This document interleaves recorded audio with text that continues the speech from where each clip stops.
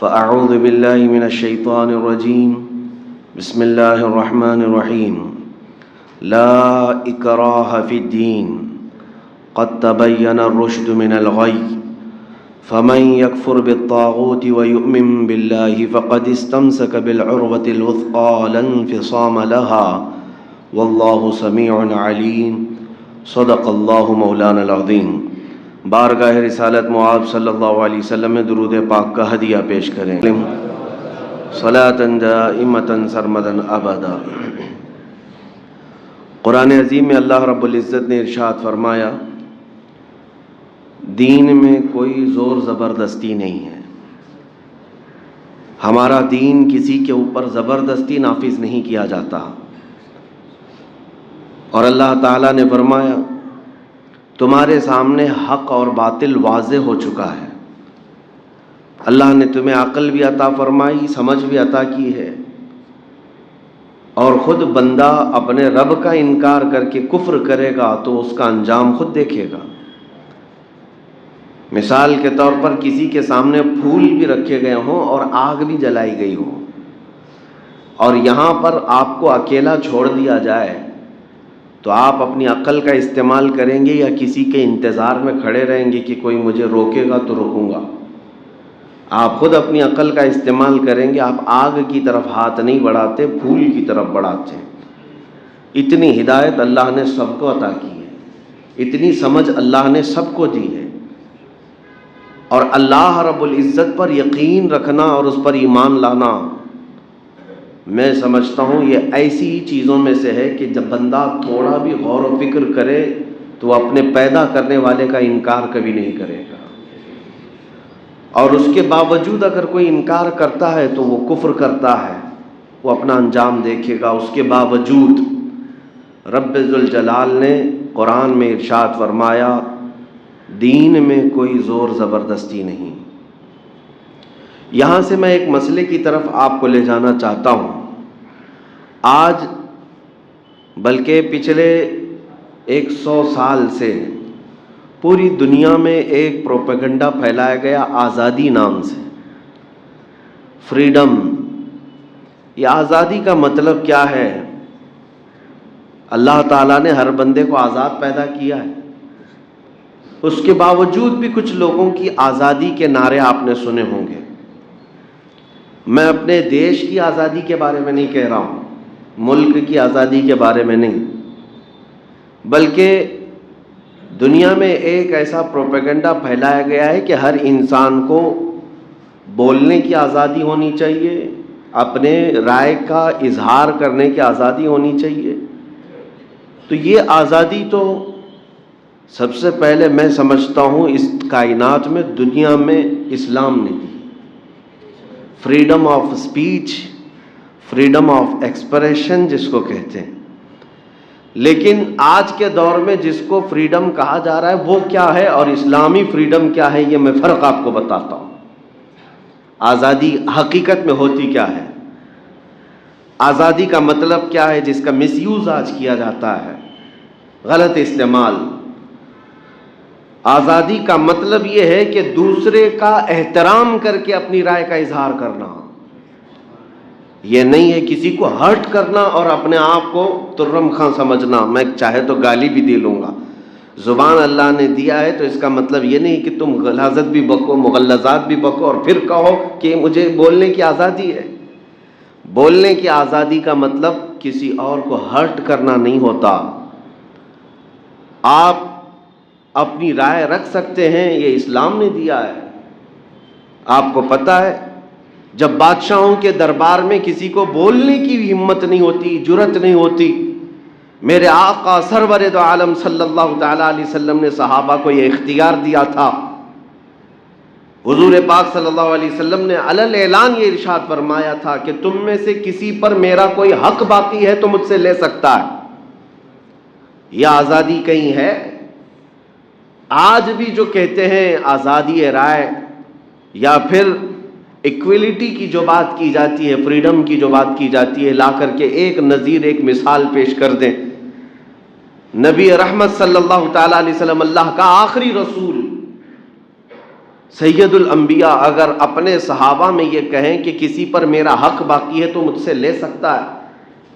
اور ایسا نہیں ہے کہ صرف یہ اعلان تھا، ایک صحابی کھڑے بھی ہوئے اور کہا میرا آپ پر ایک حق باقی ہے. وہ کھڑے بھی ہوئے.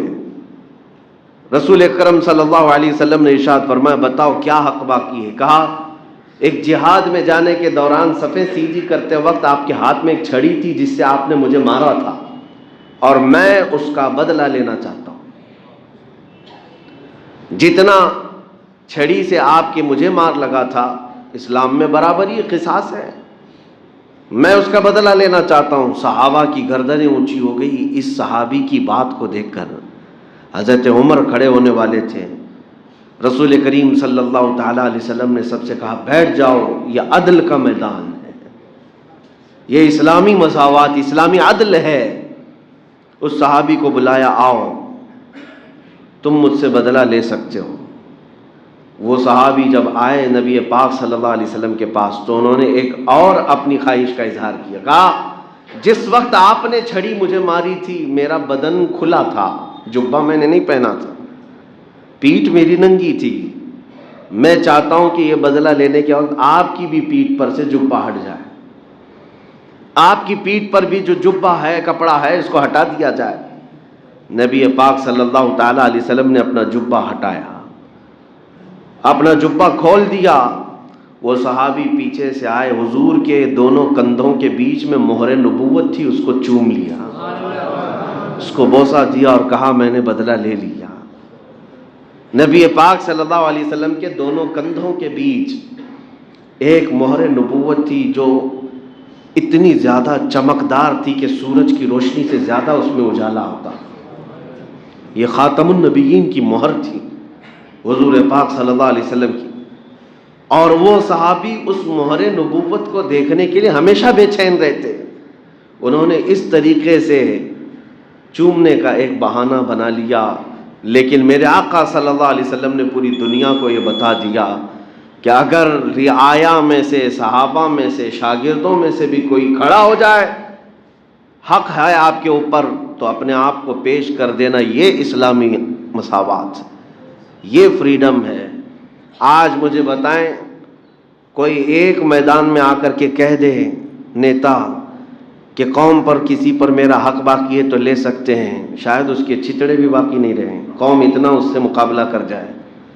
سارا تو کھا کر کے ہی بیٹھے ہوئے ہیں، ہر ایک کا تو حق دبا کر کے ہی بیٹھے. کہنے کی کسی کے اندر ہمت بھی نہیں ہوگی، جسارت بھی نہیں ہوگی. کوئی اونچی سیٹ پر بیٹھا ہوا آدمی سامنا بھی نہیں کرنے کو تیار ہے عوام کے سامنے.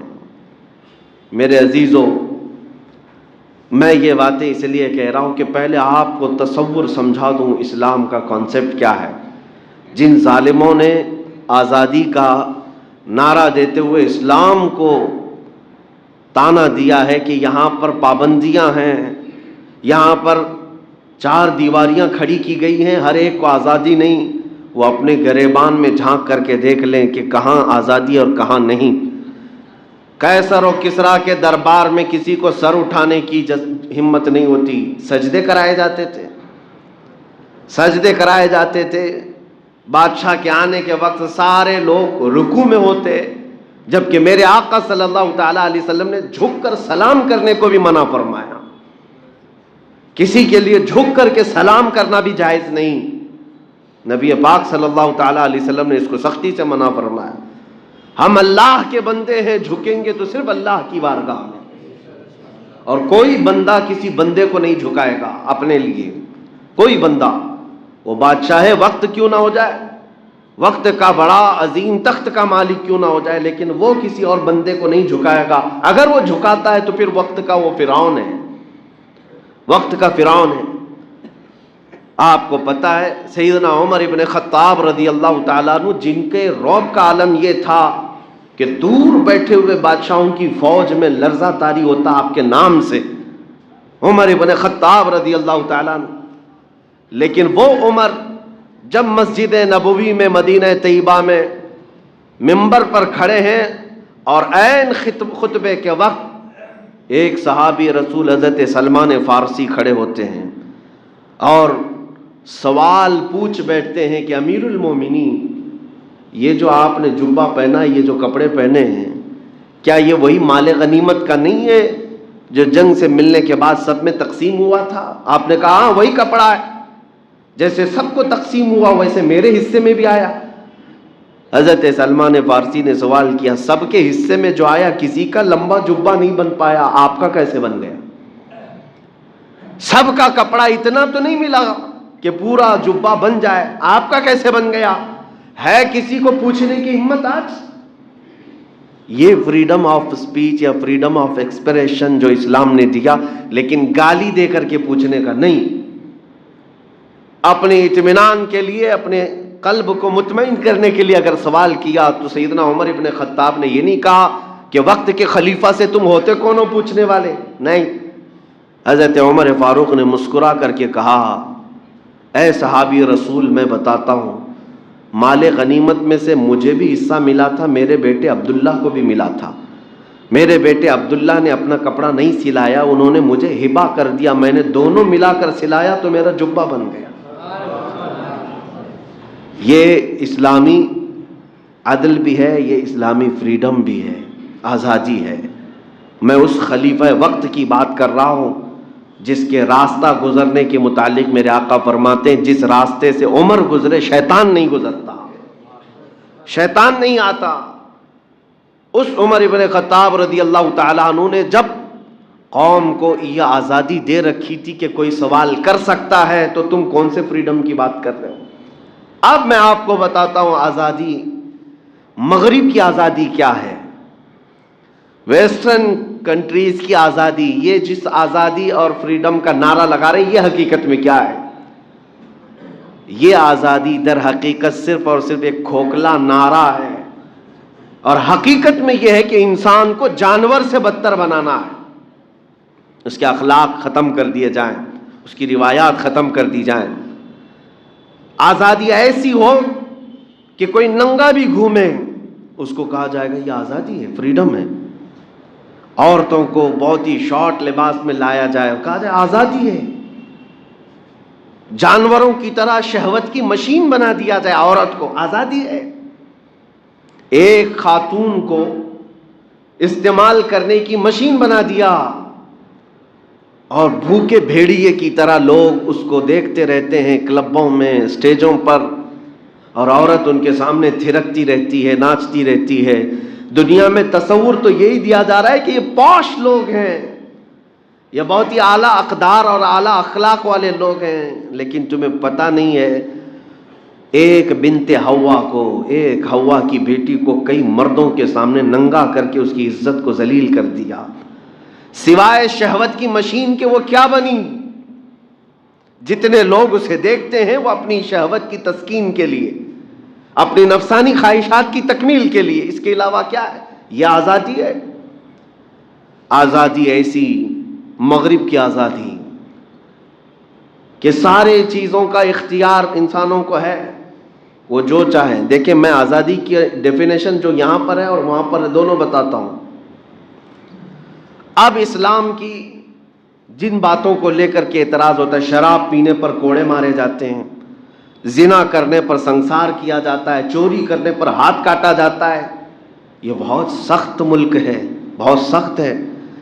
میرے عزیزو، تم نے شراب کے لیے، زنا کے لیے آزادی دی ہوگی ہر ایک کو، لیکن تمہیں پتہ نہیں اس کے ذریعے سے کتنا ناسور پھیلتا ہے معاشرے کے اندر۔ اسلام نے انسانوں کی بھلائی کے لیے روکا ہے۔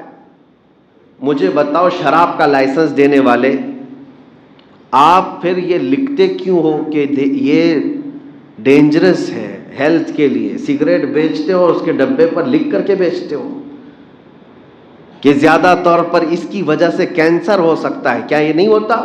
ہر سگریٹ کے پیک پر یہ لکھا جاتا ہے کہ اس کے ذریعے سے کینسر ہو سکتا ہے، اور بیچتے بھی ہو، لائسنس بھی دیتے ہو۔ یہی تو ان میں اور اسلام میں فرق ہے۔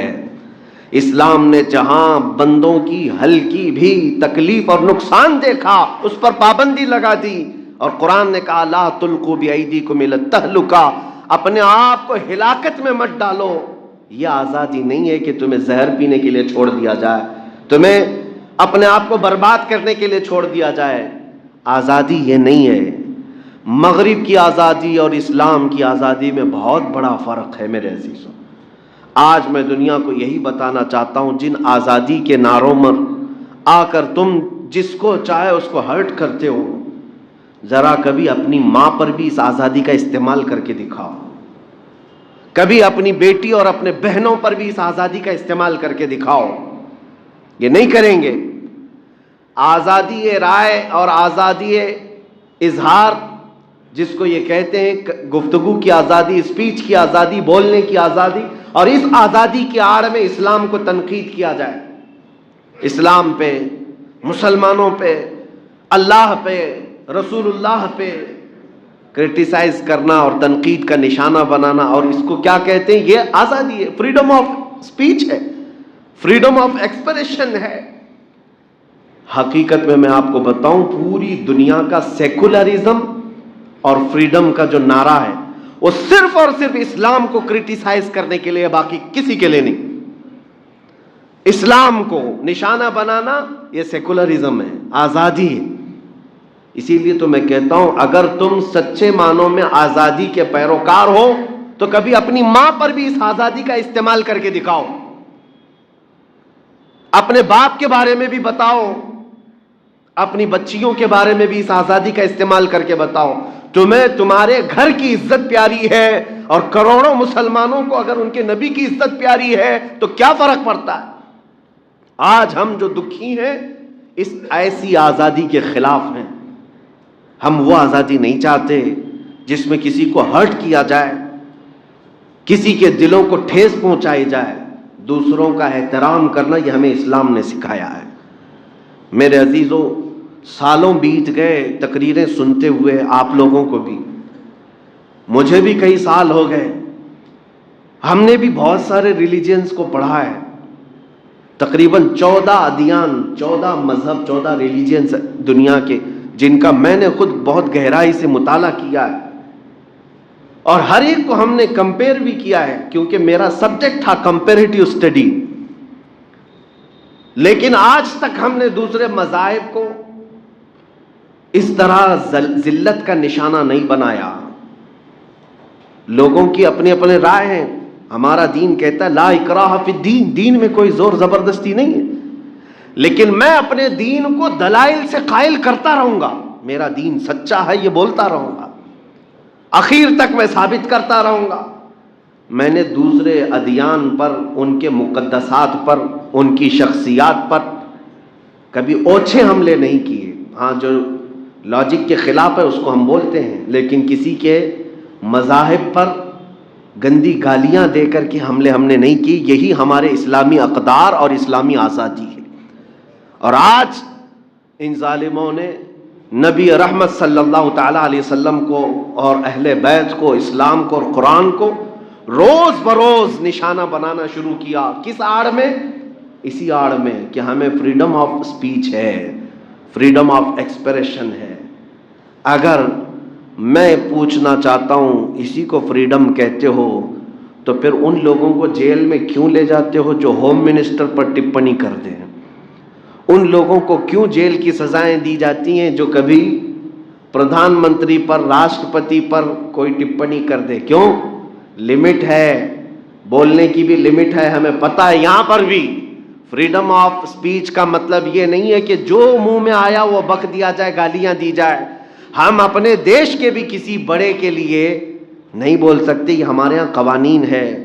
لیکن یہ جو دوغلی پالیسی چل رہی ہے اس کے خلاف میں بولوں گا. آج پورے ہندوستان بھر میں اس آزادی کے نام پر ایک فتنہ ایسا زور و شور پھیلایا جا رہا ہے کہ ایک کے بعد دیگر میدان میں ان کو اتارا جائے گا اور نبی پاک صلی اللہ علیہ وسلم کی ذات کو نشانہ بنایا جائے گا. یہ ہمارے جذبات کو ٹھیس پہنچانا اور نوجوانوں کو بھڑکانا اور ان کو راستوں پر لا کر اتارنا، دنگے کرانا، فساد کرانا، یہ ساری پلاننگ ہو چکی ہے. اس سے قبل میں نے عرض کیا تھا جینوسائڈ کرنے کی بھی پلاننگ، یعنی نسل کشی، نسل ہی ختم ہو جائے. آپ کو پتہ ہوگا افریقہ کا ایک علاقہ ایسا ہے، ریڈیو روانڈا جس کو کہتے ہیں، ایک بہت بڑا مشہور فتنہ ہوا تھا. وہاں پر 2 قبیلے تھے اور دونوں قبیلوں میں ایک مائنورٹی اور ایک میجورٹی. جو میجورٹی میں تھے، اکثریت میں تھے، ان کے دلوں میں یہ اقلیت کی نفرت اتنی ڈال دی گئی تھی. کس کے ذریعے سے ڈالی گئی تھی؟ ایک ریڈیو چلتا تھا، اسی کو ریڈیو روانڈا کہا جا رہا ہے. ریڈیو میں روزانہ وہ جو مائنورٹی ہے ان کے خلاف بکواس بکواس بکواس اتنی کہ وہ جو میجورٹی کا طبقہ تھا وہ روز ریڈیو سن سن سن سن کر کے زہریلا بن گیا، اور جہاں یہ اقلیتی فرقے کو دیکھتے مارنے لگ جاتے تھے. ریڈیو کے ذریعے سے اس طرح نفرت پھیلائی گئی، اور اس ایک ملک میں 8 لاکھ مائنورٹیز کو مارا گیا تھا. 8 لاکھ لوگوں کی موت ہو گئی، ہتیا ہو گئی. کس کے ذریعے سے؟ یہی میجورٹی کے ذریعے سے. آپ چاہیں تو تحقیق کر لیں، انٹرنیٹ پر موجود ہیں یہ تمام اخبارات بھی. UN تک یہ بات کہی ہے، اور پھر یہ ثابت ہوا کہ اس میں سب سے بڑا ہاتھ اس ریڈیو کا تھا جس نے نفرت پھیلائی. میں سمجھتا ہوں آج کے اس دور میں اسی سازش کا نشانہ ہندوستان کو بھی بنایا جا رہا ہے. کثرت سے نفرت پھیلائی جائے مسلمانوں کے متعلق. یہاں مائنورٹی میں اور بھی لوگ ہیں، یہاں سکھ بھی ہیں، عیسائی بھی ہیں، یہ بھی مائنورٹی میں آتے ہیں. بودھ بھی ہیں، جین بھی ہیں، وہ بھی مائنورٹی میں ہیں. لیکن ان تمام مائنورٹیز کے اندر الپ سنکھیک جس کو کہتے ہیں، ان میں سب سے زیادہ مسلمانوں کے خلاف ایک زہر پھیلانا. اخبارات میں ان کے خلاف لکھو، ٹی وی ڈیبیٹس میں مکمل ان کے ہی مسائل کو چھیڑو، نیتاؤں کے ذریعے سے انہی کے بارے میں بولنے لگ جاؤ، اور ایک وقت ایسا بنا دیا جائے گا کہ عام نوجوان جو میجورٹی سے تعلق رکھتا ہے، اکثریتی فرقے سے، اس کا ذہن یہ بن جائے گا کہ ان لوگوں کو مارنا ثواب کا کام ہے، پنیہ کا کام ہے. یہ ساری سازشیں انہی اوقات میں جو دیکھنے میں آ رہی ہے، یہ آزادی کے نام پر چلنے والے فتنے ہیں.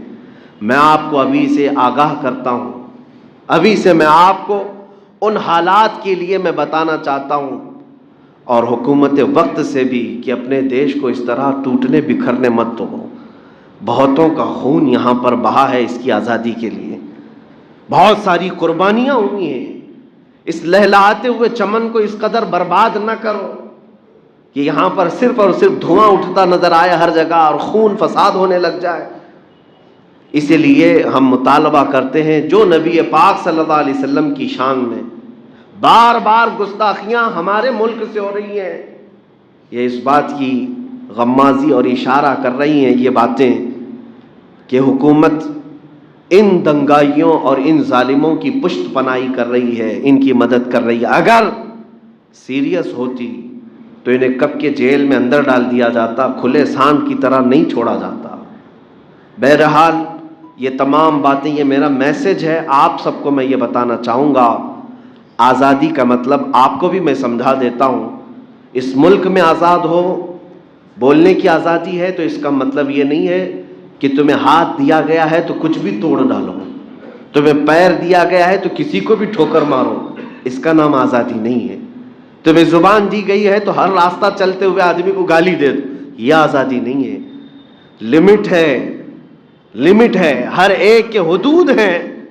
کسی اور کو ہرٹ نہ کرنا، کسی اور کو تکلیف میں نہ ڈالنا، اور پھر تم آزادی سے رہو. تم پر کون سی پابندی ہے؟ بس حضور پاک صلی اللہ تعالی علیہ وسلم کے پاس ایک نصیحت ایسی آئی. حضور پاک نے ایک صحابی کو نصیحت میں کیا فرمایا؟ یہ سب کو جامع ہے، سب کو کامل ہے. اخلاق کسے کہتے ہیں؟ سب سے اچھے اخلاق نبی پاک صلی اللہ علیہ وسلم نے ایک جملے میں فرما دیا، ترک ما لا یعنیہ. نبی پاک صلی اللہ علیہ وسلم فرماتے ہیں ہر اس چیز کو چھوڑ دینا جو تمہاری شان کے لائق نہیں.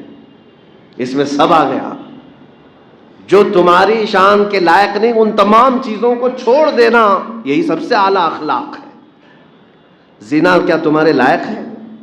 چوری تمہارے لائق ہے؟ کیا جھوٹ بولنا، فساد کرنا یہ تمہاری شان کو زیب دیتا ہے؟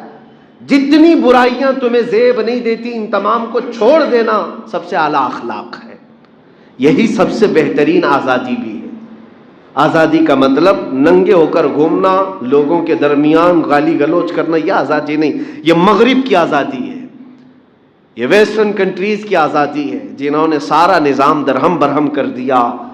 آج ان کے ہاں حال یہ ہے کہ بچے بھی ہو گئے لیکن بچوں کو پتہ بھی نہیں چل پاتا کہ میرا باپ کون ہے، کیونکہ بنا شادیوں کی عورتیں مردوں کے ساتھ رہتی، دو دو بچوں کے بعد وہ آپس میں فیصلہ کرتے ہیں اب شادی کر لیا جائے، انڈرسٹینڈنگ کے لیے دو دو بچے تک انتظار کرتے، اور پھر نہ جما تو پھر چھوڑ دیا، پھر چھوڑ دیا، پھر چھوڑ دیا۔